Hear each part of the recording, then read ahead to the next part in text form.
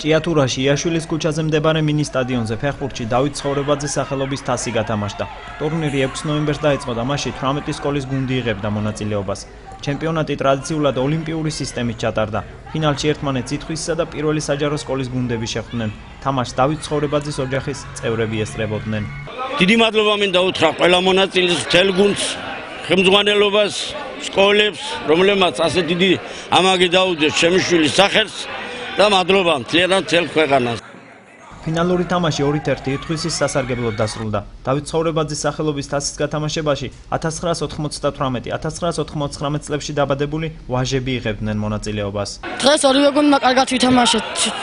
მეორე გუნდმა გვაჯობა და შესაბამისად მოიგო მიულოცა მათ ამ გამარჯვებას ჩვენ ეთყობა რაღაც დაგვაკდა რაღაც ვერ ვითამაშეთ. წინა თამაშები შედარებით უკეთესი იყო ჩვენი.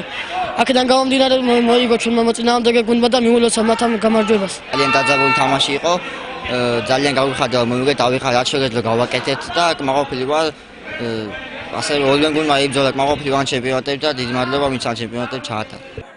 გამარჯვებულ გუნდს საპრიზო თასი დავით ცხოვრებაძის მამამ გადასცა. დაჯილდოვდა საუკეთესო მეკარე, თავდამსხმელი, მცველი და ფეხბურთელი. მათ სიგელები და თასი ჭიათურის მუნიციპალიტეტის გამგებლის მოადგილე გოგი ციცქიშვილმა გადასცა.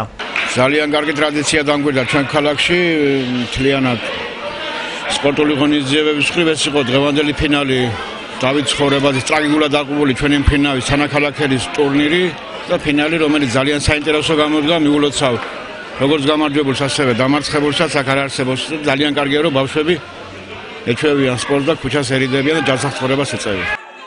ტურნირის ორგანიზატორი 27 სპორტული სკოლა იყო და ის ტრადიციულად მომავალ წელსაც გაიმართება.